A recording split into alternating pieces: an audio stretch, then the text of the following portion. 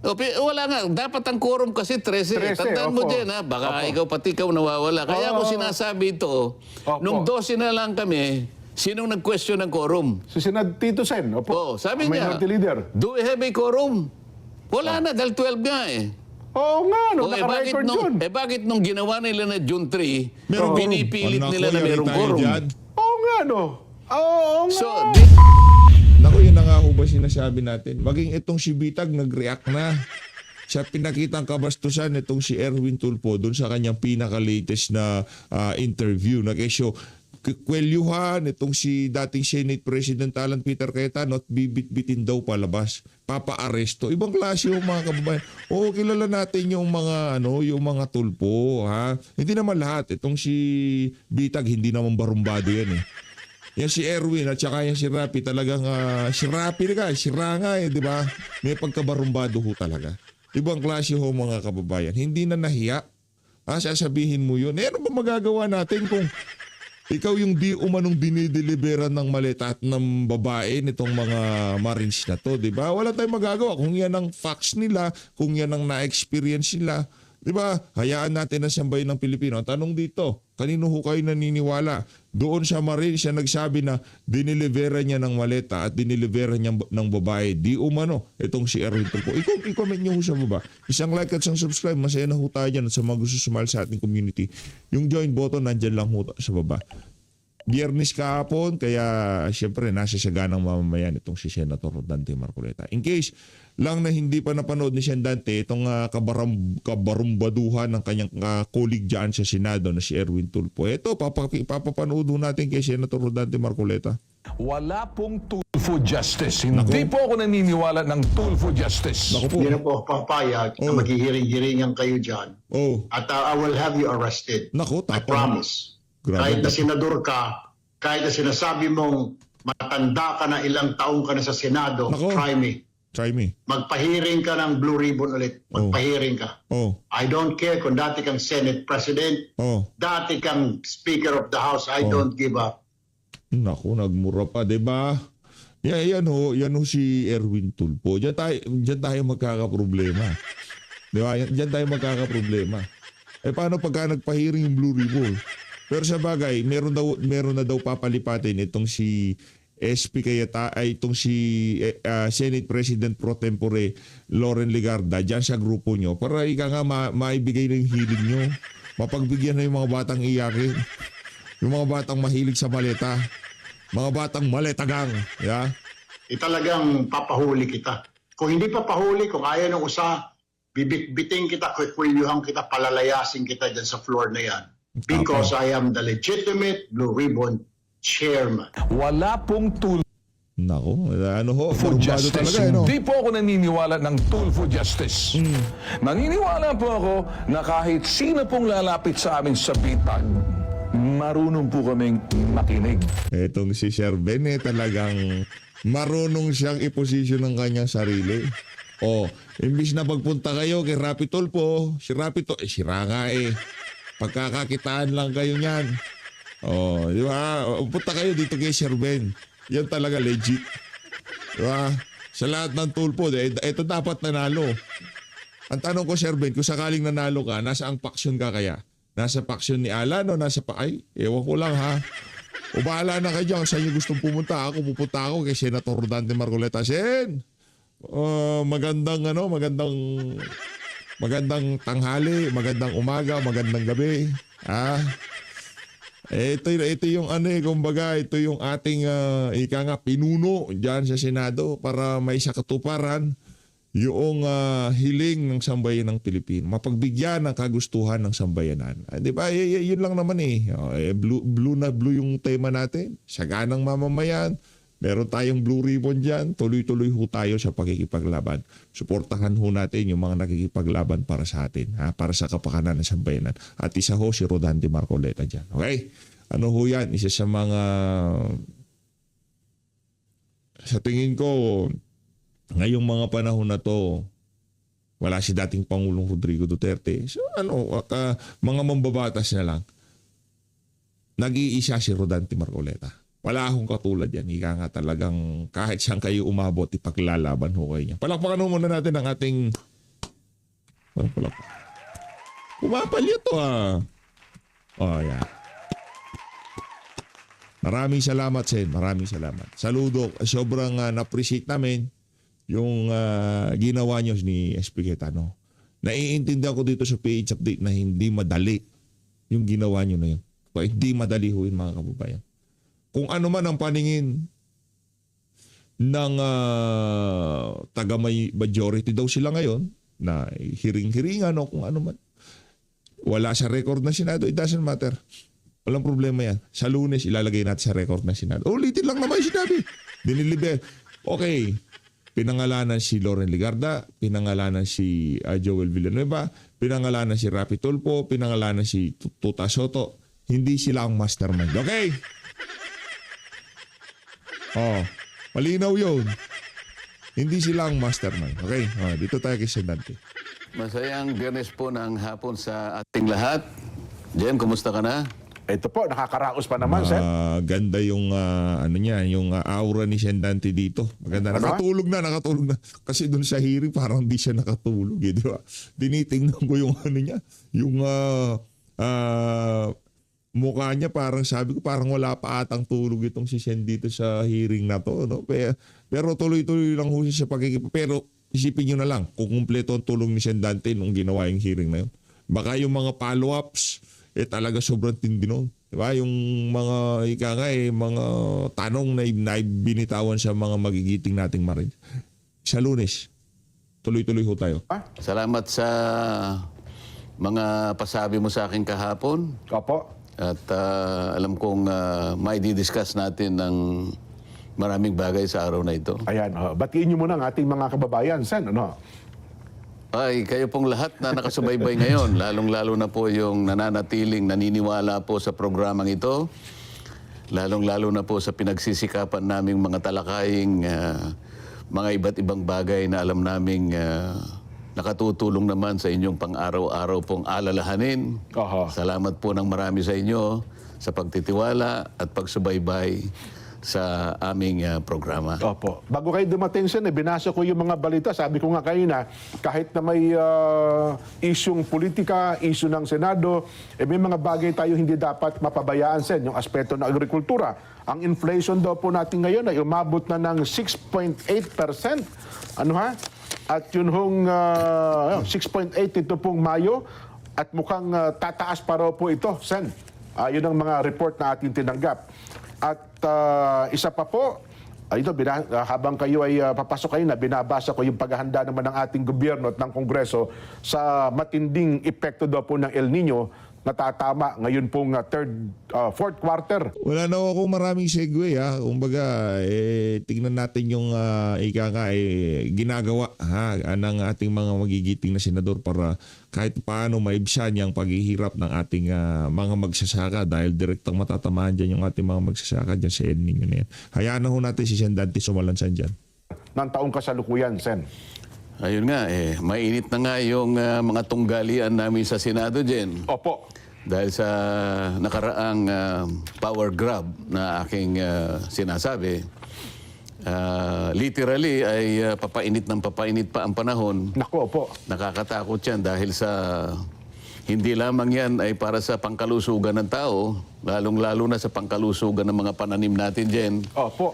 At ang mga aktibidad ng mga tao na kagaya natin na maaaring maapektuhan ng napakainit na panahon. Opo. At, dapat nga lamang na maghanda talaga ang pamahalaan para sa ganun ay mamitigate natin ang kondisyon na yan na talaga namang nakakabahala dahil sa idudulot na pinsala nito dyan sa maraming mga bagay at aktibidad ng tao. Ayun. So dapat po, sabi natin sa palatuntunan sa ganang mamamayan, Sen, mapaghandaan po ito ng ating pamahalaan. Ano, ha? Puntahan ko na po yung main topic na binabanggit natin kanina, yung tunggalian. Sabi nyo, may nang-agaw ng posisyon sa Senado. Teka lang, ano palang latest ngayon, Sen? Kasi kahapon nagkaroon po ng pagdinig ang ating mga kababayan at maging sa social media, ang debate, sino ba talaga ang legal na namumuno ngayon sa mataas na kapulungan ng Kongreso, Sen? Pag-usapan muna natin kung sino ang nasa legal. Kasi Yan. yun lamang ang pupwede nating pagbasihan. Ay, tama po kayo. Opo. Kung sinong grupo ang dapat napakinggan, Correct. kung sino ang may otoridad, Yan. at kung sino ang legitimate na nasa kanila yung Opo. beat. Sabi na, hawak namin ang beat dyan. Hawak natin ang bito. Pati yun, napag-aralan ko na eh. Opo. Kasi ang ginawa nila nung June 3 yata yun, Jen, Aha. 2026. Sila yung nagpasimuno ng ramp session eh. Ngayon, sila yung nagsasabi na ang ginawa naming pagdinig kahapon ay bahagi ng ramp session. Liwanagin natin yun, Jen. Yung June 3, 2026, para i-describe natin yun ay isang naked power grab.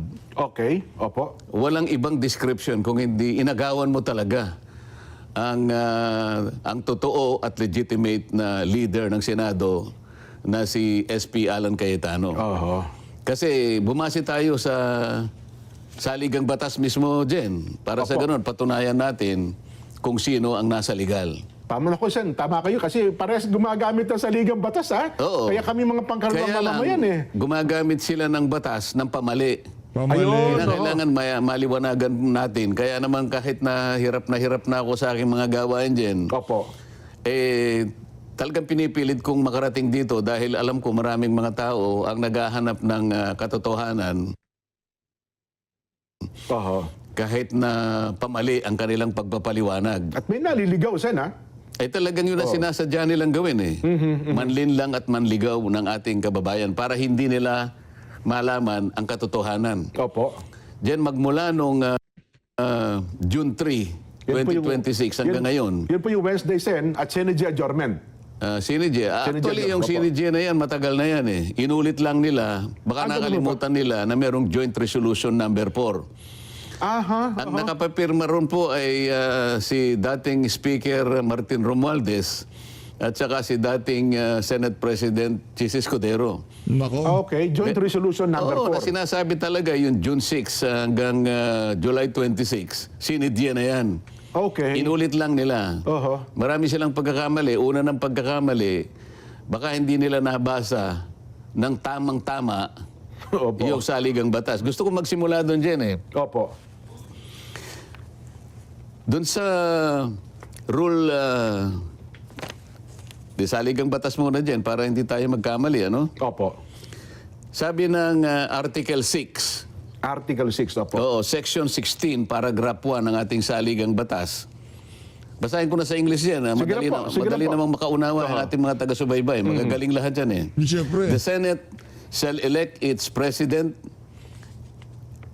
and the House of Representatives its speaker by a majority vote of all its respective members. All of its respective members. Dalawang chambers kasi ang legislature dyan. Oho. Isang Senado Isang kamara. at isang kamara, ano kung tawagin natin ay House of Representatives. Opo. So sabi niya, ang Senado, i-elect niya yung President at sa panig naman ng House of Representatives, yung Speaker. Isa lamang ang standard by majority vote of all its members. Ayan, opo.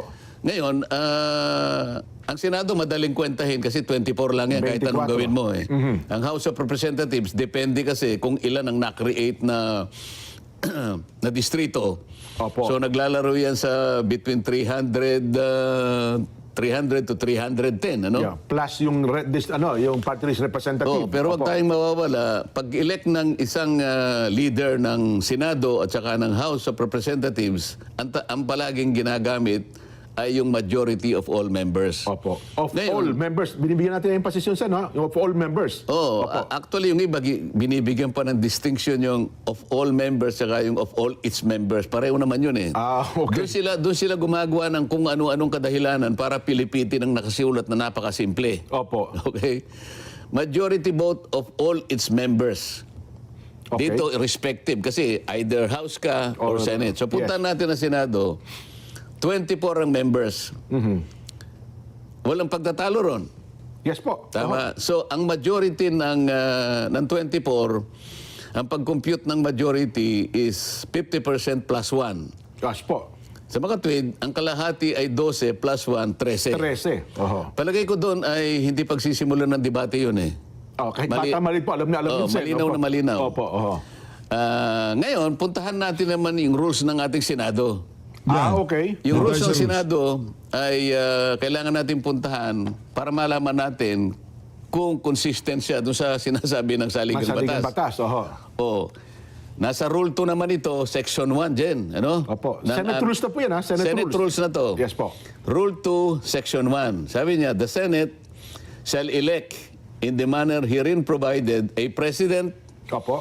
a president pro tempore, Okay. a secretary, and a sergeant at arms. So yung apat na yung posisyon, oh. These officers Okay. shall take their oath of office before entering into discharge of their duties. So, punta tayo ngayon sa Section 2.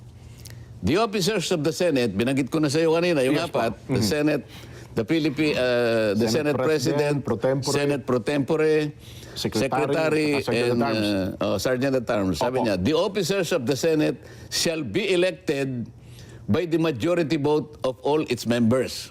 Under the rate of all its members. So pareho rin. Sabi niya, by the majority vote of all its members. Opo. O ede, paano ngayon yan? 24 ang ang senators. Oho. Sa mga tweed, mapa sa ligang batas, mapa sa tuntunin ng Senado, nire-require na ang pag-i-elect ng mga opisyalis ng Senado, ito at the beginning, itong apat lang, ay sa pamamagitan ng majority of all its members. Ayun, oho. Ngayon, Malinaw, na-compute na natin kanina, ang majority ay 13. Yes po. Kung sa Senado pag-uusapan, Sa Senado. tama kayo. Ngayon, ang sinasabi nila ngayon, dahil 12 lang sila dyan eh. 12 lang sila nung sila'y gumawa ng mga actions na nag-elect sila ng Senate pro tempore. Opo. Noong June 3 ho yan. Naganap. Opo. President pro tempore. Opo. Pagkatapos nag-elect sila ng acting Senate President. Oho. Nag-elect sila ng Sergeant at Arms at nag-elect sila ng Secretary. Ngayon, dahil 12 lang sila, nangangatwiran sila dyan at ginagamit nila yung isang jurisprudence. Ito ay yung Abilino versus Cuenco. Ayan, Right. opo, oho. Akalain mong itong jurisprudence na ito dyan, 1949 pa. So 1949, under 1935 Constitution po ito. Oo, 1949. Opo. Alam na alam ko dyan, 1-year-old ka pa lang nun. Medyo mo, naglalakad-lakad na po ako. Ginamit kasi doon, Jen, na ang quorum o yung nananatiling parang majority Opo. na mag-i-establish ng quorum, 12 lang. Aha. Dahil nung panahon na yun, Bagamat noon, paano yun? 24 din po, Senador. 24 pa rin. 24 din, oo. 24, 1949 hanggang ngayon, 24 pa rin. opo. Kasi sa 1935 Constitution, 1973 Constitution, hanggang 1987 Constitution, nananatiling 24 ang 24 bilang po na ang senador senador. natin. Yes po. Ngayon, nung panahon nila, itong Abilino versus Cuenco, yung isa sa kanila ay nasa ibang bansa. Aha. Kaya, ang total na bilang na pagkukunan mo ng majority ay 23 lang. Opo. Sa mga tweed, sa 23, ang magiging quorum mo dyan ay ilan?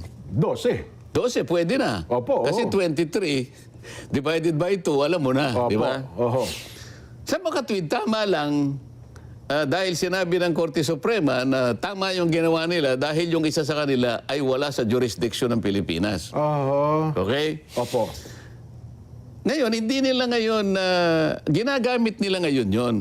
Oho. Sabi namin, mali yon.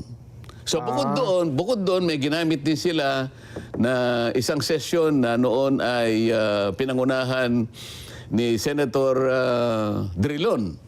Opo. Noong panahon naman na sila ay nakapag-establish ng quorum na 12, 2015 nata yun, Sen, ano? 2015 yata 2015, yun. opo, oo. Pero nasa record, 4 naman na senador ang nasa ibang bansa. Aha. Sa mga okay. tweed, Oh. 24 minus 4, Jen, Opo. ilan yon? 20. O ano yung majority o ano yung quorum Oho. ng 20? 11. 11. May 12, di lalong maganda. Sobra, opo. Oh. Anong ibig sabihin nun? ginamit ni Franklin Drilon yung jurisprudence ng Abilino Cuenco. Yun ang kauna-unahang application nung kaso ng Abilino versus Cuenco. 2015, 1914. Kabisado niya yun dahil abogado siya. Yes po. Di ba? Tama naman yun. Dahil ang doktrina na establish, kapag ka ang isang senador ay wala sa Pilipinas, Ayun, siya ay outside the coercive jurisdiction of the Senate. Ayun pala. Maalala mo, sa rules ng Senate yan, para lang magkaroon ng quorum, pwedeng pa-aresto yung senador Oho. para lang magka-quorum. Opo. Kaya coercive yun Pag inaresto ka, coercive yun Coercive, yes. Halimbawa, kung talagang pinipilit mo lang na talaga na ayaw Magkaroon talaga ng quorum. mo dumaloy, nandun ka naman. Oho. Pwede kang arestuhin ng Sergeant at Arms sa pamagitan ng order ng Senate President para lang magkaroon ng quorum. Nasa rules namin yun Okay, Ngayon, kung apat yung wala sa Pilipinas, paano gagawin mo? Kung nasa abroad Di ba? Opo. O, walang coercive power ang Senate para iharap sila nung panahon na yon. Oho. So, panahon ni Franklin Drilon, apat yung absent. Pwede ba nating ipasinag yun para makita natin? Sige Pasinag nga po. natin, pasinag. Direct, baka may pasinag natin. Ayan, makikita mo yung roll call dyan. Opo. Sige, paano nyo para makita natin yung mga... 2015. Sa bandang ibaba niyan, makikita natin. Merong minota kasi dyan With 12 senators present, the chair declared the presence of quorum. Yan. Ayan. Senators Angara, Binay, De La Rosa, Drilon, Ontiveros, Marcos, Pangilinan, Pimentel, etc. Okay. Next. Senator De Lima was unable to attend the session as she was under detention. Anong year ba yan? Ano bang year yan? 2015 po ba yan? Hindi, tingnan natin kung anong date. Baka hindi yan. Mamaya na natin i-discuss yan. Ang okay. gusto kong maipakita, yung una, kasi iba yung pinadala niya.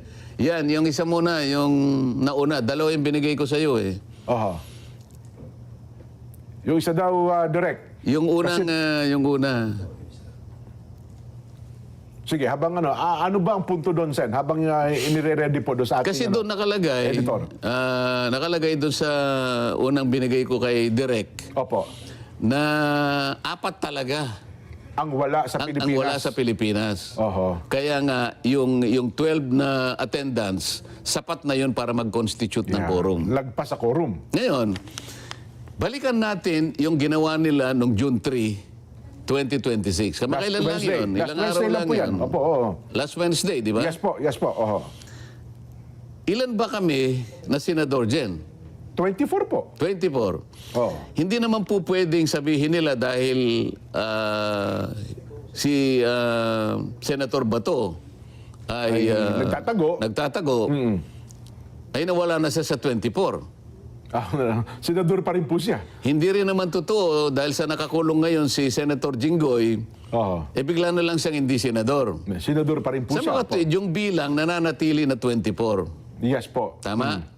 O ngayon, ano ngayon ang quorum ng 24? Eh di 13. 13. 13. Oo. Oo. Ang buong akala nila, nung sumama sa kanila si Senator Chis, Opo. Na umattend doon sa session. Opo. dalawa ang bilang ni Senator Chis. Na kunwari invisible yung isa, Opo. pero nananatiling 12 lang. Oho. Ngayon, Jen, ang sinasabi ng saligang batas kasi, Jen, makakapag-transact ka lang ng trabaho mo. Opo. Bilang senador. The Senate can transact business or do business Okay. kung majority. Di ba? Opo. Ngayon, 12 lang yun, Jen Paano ka ngayon makakapag-transact ng business ng Senado kung wala yung required na mandatory na 13? Oho. Okay.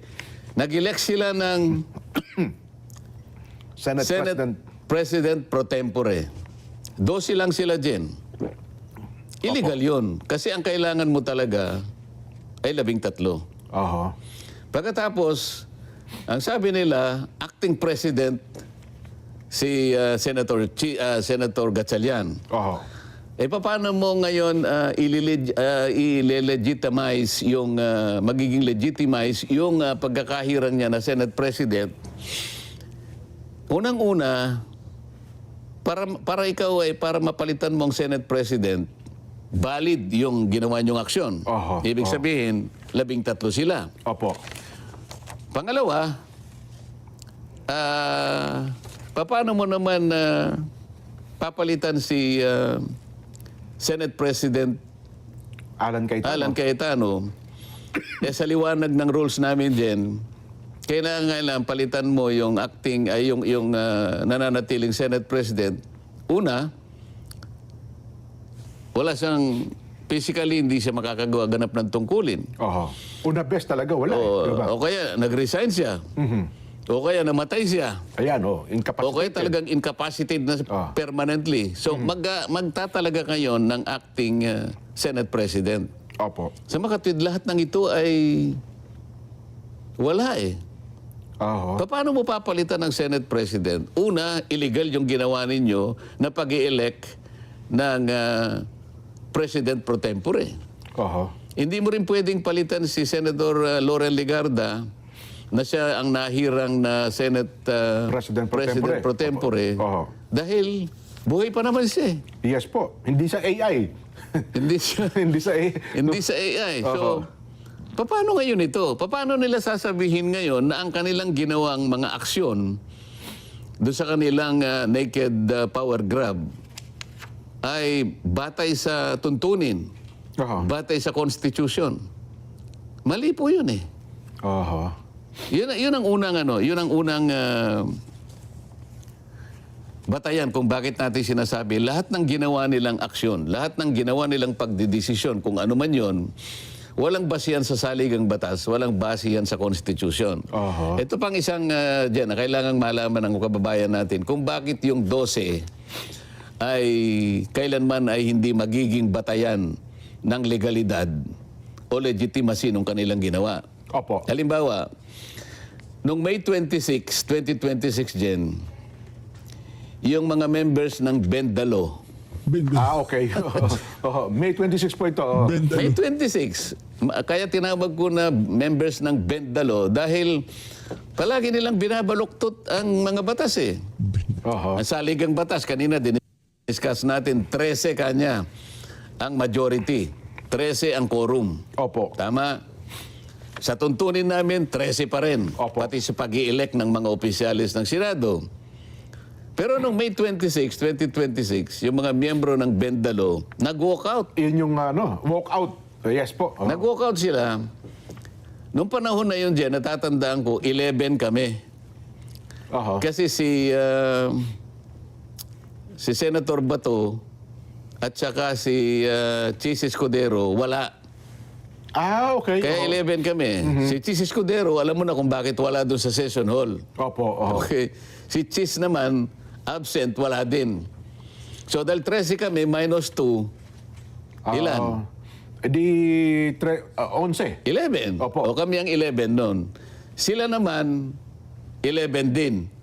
Yung nag-walk out. Opo. Oo, 11. Ngayon, dahil pinopropose ko na i-amend namin yung aming Senate rules, Opo. magdadagdag ako ng isa pang paragraph sa Section 41 ng aming tuntunin dyan para sana mapayagan ang isang senador sa isang kailangan na pagkakataon na makapag-participate siya o makaboto sa aming mga pinag-uusapan kahit virtual o online sa Yes. magitan ng teleconferencing o kaya ay video conferencing. Yes po. O ilan mang akmang gamit para sa ganon ay makasama siya sa araw na yon. Ano? Yes po. Mahigpit nilang tinututulan yon dahil ang buong akala nila yon ay para lamang kay Senator Bato o kaya kung sino pa yung susunod na makukulong. Kung sino man. Oho. Noon naman, hindi pa naman nakakulong si Senator Jinggoy. So Yes po. inaakala nilang makukulong sa amin si Jinggoy, si Senator Joel. at saka si Senator Chis dahil pare-pareho na silang may kasong plunder eh. Yes po. Pati nga ako, pinlander dyan, di ba? Oho. Ngayon, Nako. mahigpit nilang tinututulan yun dyan dahil inaakala nila na magagamit namin kaagad yun. Sakali mang malagay kami sa ganung okay. kalagayan. Yun ang kanilang pananaw. So makikita mo doon, talagang hindi sila kakampi sa amin talaga. Gusto nga nilang makulong kami at hindi namin magamit yung idadagdag namin sa saligang batas sa aming tuntunin Para sa ganun, di kami talaga makapag-participate. Pag-participate sa namang pagdinig. Opo. Samantalang wala naman kaming nilagay. Sabi ko sa amendment, kahit sino sa amin ang malagay sa isang mahigpit na Pangangailangan, o sitwasyon. consequence na Yes hindi pwedeng makarating physically. Kahit sino man, halimbawa, isa sa kanila nagkasakit, nasa ospital, Pwede o rin kaya sila. biglang Opo. nagkaroon ng travel na hindi makakauwi ng gano'n sapagkat na-cancel ang mga flight. Opo. Sila naman makakagamit. No? Kaya lang, ang nakikita nila kagad, kami ang unang makakagamit nung mismong amyenda na ini-introduce ko. Yun na nga. Yun nga sinabi ng isang senador. Oh, kaya sa motion ni SP Alan, sabi niya, pwede ba nating pag-usapan ngayon? Opo. Doon nga kami nagtalo. Pag-usapan, pagdebatihan. Hindi dito kanya gusto siya komite. Sabi niya gano'n. Sa mga kapatid, mas mabuting kanyang mag-walk out na lang tayo kung hindi natin maayos ito. Nag-walk out nga yung 10. Oho. Merong natira sa kanila, di ba? Opo, yung kanilang minority leader. Oo. At kinwestiyon yung quorum. So 11 kami, plus si Senator Tito Soto, 12 kami. O, sabi niya, Warm body na nasa plenaryo ng time na yun. sabi Opo. niya, is there a quorum? Opo. Alam niya nang nawala na yung quorum dahil 12 na nga kami. Oho. Tama, Jen? Tama po. Oh. Ulitin natin kasi baka mamaya hindi masyadong naintindihan ng kababayan natin. 11 kami, 11 din sila. Opo. Kaya lang yung 10 nag-walk out. Nag-walk out. Isa na lang ang natira, so 12 na lang kami. Yes, tama kayo. Sa makatwid sa 12, walang quorum. Tama? Wala po, 50-50. Oh. Wala nga. Dapat ang quorum kasi 13. 13, Tandaan mo opo. dyan, ha? Baka Opo. pati ikaw nawawala. Kaya ako sinasabi ito, Opo. nung 12 na lang kami, sinong nag-question ng quorum? Si Senad Tito Sen, opo. Sabi Ang niya, minority leader. do we have a quorum? Wala na, dahil 12 nga eh. Oo nga, no, bakit naka-record yun. bakit nung ginawa nila na June 3, Meron pinipilit quorum. nila na Naku, merong yari tayo quorum? dyan. Oo nga, no. Oo nga. So, they Nako, napakaganda ng punto na yun ni Senator Rodante Marcoleta. Ayun, para doon sa mga IBP, ano na? Ano nangyari dyan? Pambihira kayo. question the same number of quorum 12 din yun. pero ginamit nila noong June 3. Hindi pa naman malayo yung May 26 eh. Sa June 3. Tsaka tanda ko yun, Sen. Halos isang linggo pa lang. Opo, tama kayo. Yan ba mahirap intindihin?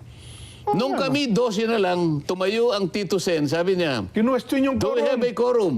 So napilitan kaming mag-adjourn dahil wala ng quorum eh. Oho. Bakit nung gumawa sila ng ganito, 12 lang sila, Noong Miyerkules, kung ano-anong kung mga ngatwiran ng ginagawa, Quezio, Abilino versus Cuenco, hindi po ninyo magagamit yun eh. oo nga, ano. So, ngayon siguro, naisip mo na dyan, ano? Oo nga, ngayon ko lang na-realize na. Kailangan maipaliwanag nating mabuti ito eh.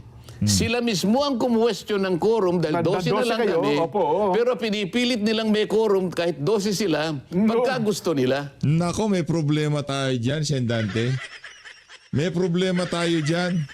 Para doon sa mga abogado na sinasakyan to naratibo na to, pinagmumukha kayong si Raulo ng mga hindi abogado sa Senado. Sorry pasensya na ho. Ano tayo ngayon eh. Sabado na Sabado. Parang, hindi kasi pagka linuloko ka na at nagpapaloko ka pa, ano tawag sa'yo no? Para kang merong diferensya sa isip. Yung merong problema sa iyong kaisipan o si Raulo. Kinukuha pa doon sa malambing eh. Kaya si Raulo na lang pares lang. Galing ng punto ni Sen. Pagka yung ayaw nila, wala kaming quorum. Pagka yung gusto nila, May quorum. palaging may quorum. Yan po, napakadali lang intindihin niya. Mukhang double standard nga yun. Mali Double nga yun. standard. Hindi ba? Oho. Ang quorum palaging 13. Tama. Mga kababayan, mangyayari lang 12 kung halimbawa yung isa sa amin nasa ibang bansa po. Nasa ibayong Tandaan dagat. po nyo, yun po yung doktrina na na-establish po sa Abilino versus Cuenco. At yan po ay ginamit panahon ni Franklin Drilon dahil 4 po yung wala, 20 na lang po yung basis po ng computation ng quorum o ng majority, kaya yung 12 po pwede na. Ayun. Pero sa panig po namin ngayon, wala pong umaalis ng bansa. 24 po kami, kaya nanatili, 13 po talaga yon. Oho. Madali pong intindihin ito. Sila lang po ang pinipilit na umintindi ng pamali kapag sinabi mong Wala po kasi kayong legal background. Nagagalit po silang lahat. Masasaktan ng damdamin ad hominem daw yun, Sen. Ito hindi na po legal background ang pinag-uusapan eh. Opo. Sabi nga ni Ping, it's the rules, stupid. Meron pa stupid. Oy, ang sasabihin ko lang sa kanya ngayon, hindi naman rules eh. It's arithmetic, stupid. Naku po, yan. Hindi ba? Yes po. Oh. Arithmetic lang ito eh. O, nagtatawa itong cameraman natin kasi nakukwenta niya eh. Oh, 24 divided by 2 plus 1. 13. Kanina ko alam gumamit pa ng calculator. Tinitingnan ko eh. Calculus pa nga ginamit yung calculator. Simple kanya. O nga naman ano. Oo. Di ba? Oho. Ano na yon? 24 divided by 2 Opo. plus 1 equals 13. oh, it's arithmetic. Stupid.